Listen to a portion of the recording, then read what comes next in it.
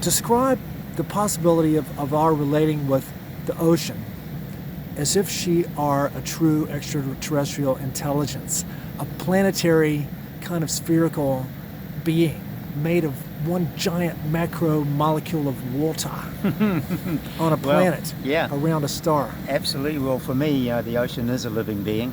Extraterrestrial, in other words, in terms of if we look at a vessel for holding that water in one place for long periods of time, that's the terrestrial aspect of the planet.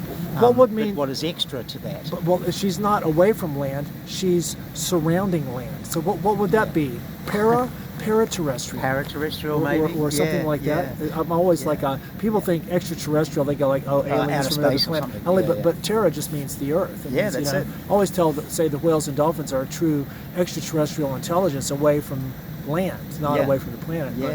But the whole thing of what's out there and everything. But so for me, the ocean is that consciousness and intelligence, that living intelligence. All water is one.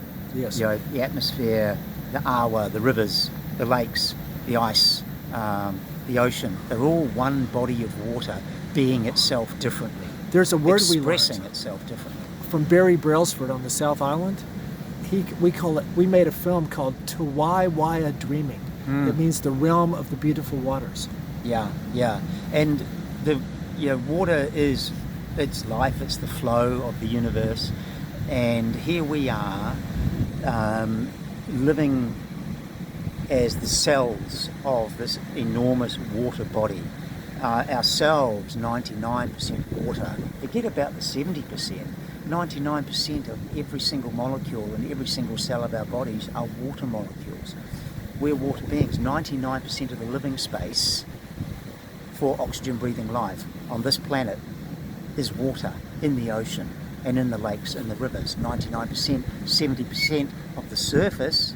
So the 70 and 99 relate to us as well. 70% water by weight, 99% water by molecule. Yes, and isn't the vast majority, isn't only a very small percentage of water on Earth fresh? It's all salt water?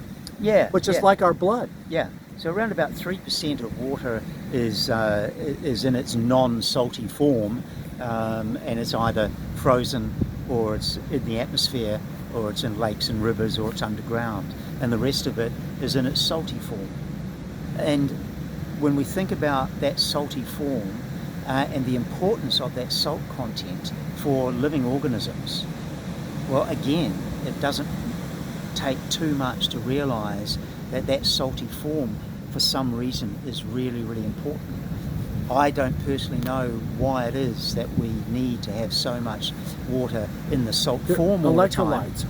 It could be electrical conductivity. Like the nervous system. There you go. So, if we think about water, as I was talking about before, in terms of thermodynamics, so in salt form, perhaps that's when it's at its most brilliant in conserving energy and slowing down the process of entropy. Let me ask you this. The ice caps in Antarctica, is that frozen salt water or is it fresh? It's fresh water, and the sea ice is fresh water as well.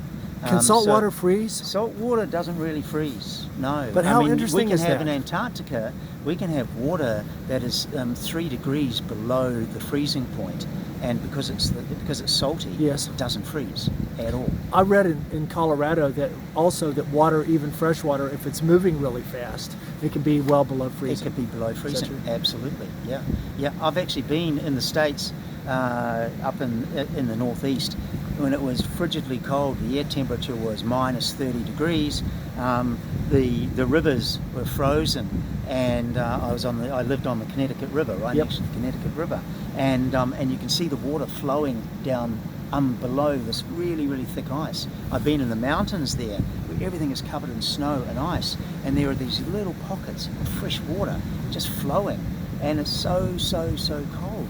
And of course, during Snowball Earth, which evolutionists believe we did have a snowball Earth, there were pockets of of water, moving water, that, not only in the deep ocean, that enabled oxygen life forms to still exist.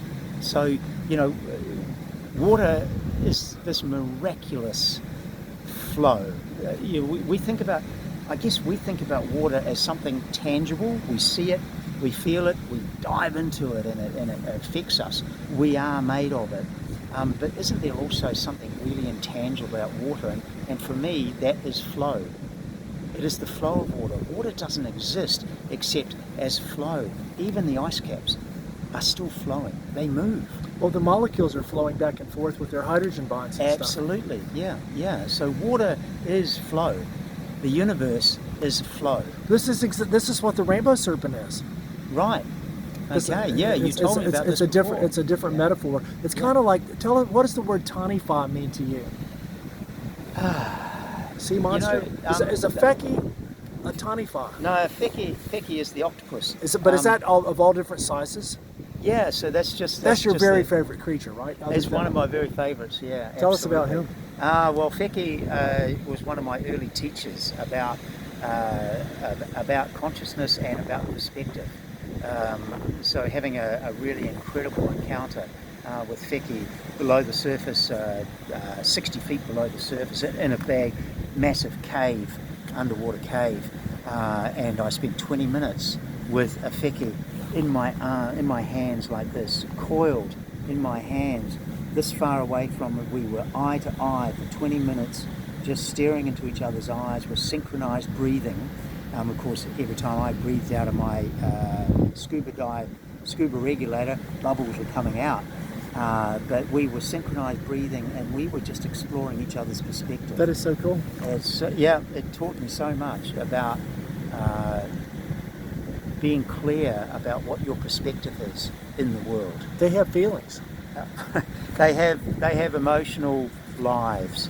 They have a level of sentient consciousness which is so other to ours, and yet we can connect.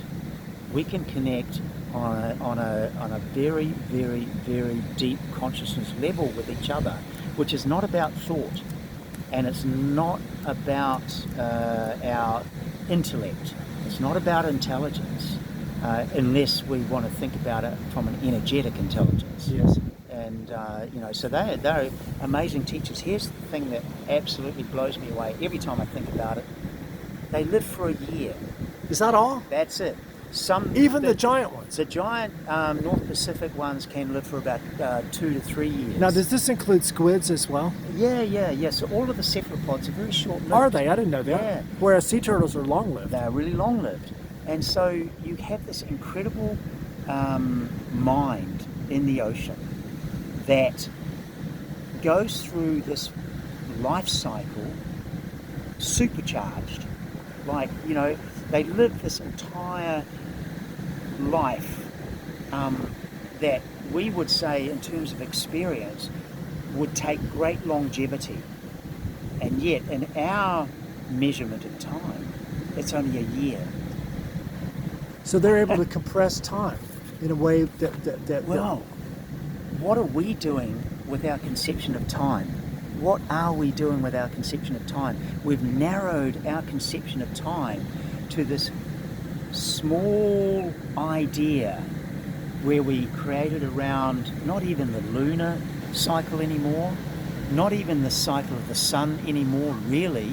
We have abstracted this time to be 365 and a third days, and we call it a year. It's a clock. We've abstracted time into something like a clock, and so we're the ones that are missing out. So to live an octopus life, a whole lifetime in one of our calendar years, that lifetime of experience and that wisdom leads me to an understanding that the collective mind is what's actually really important.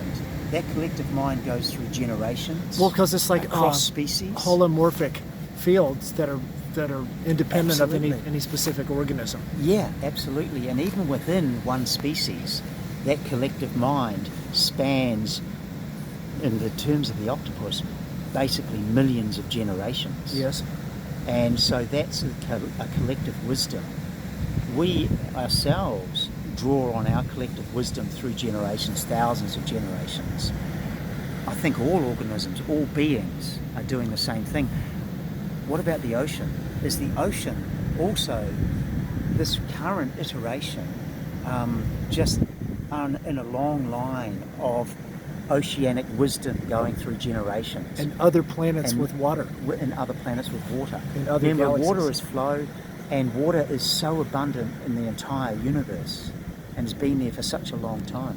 Well, check this out. I was invited to go to this extremely sacred waterhole in the Pilbara region near Carragini National Park, and only because of my connection with the indigenous people and the top rock art researcher in Australia. And I finally got there, and it's like it's a rainbow. It's a waterhole where they say the rainbow serpent lives.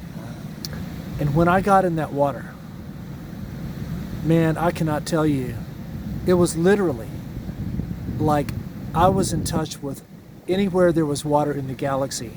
I was in touch with it. Wow. I could not hardly get out of that. And when I did, if you see the look on my face, it transformed my life. That hour I stayed in that water, it was very, very powerful. And the stuff these people knew, you know, and it's all still there. Yeah. If you're able, you know, we're blocking it out and waging war on the earth. But if you know how to go to these places, like this beach here, and that waterhole, you know, and you know, as you know, I've had this experience with humpback whales. Yes, oh my God, that is so cool. And that was all about consciousness of water, basically. Yes. And non-separation, and that sensation of expanding out and dissolving into the water of consciousness. You know, that's an experience that lives with me every moment, every day of my life. That experience that humpback whale gave me, it instructs my life to this day. Absolutely. And you know, it was 13 years ago now. When's the last time you scuba dived? A few weeks ago. Okay.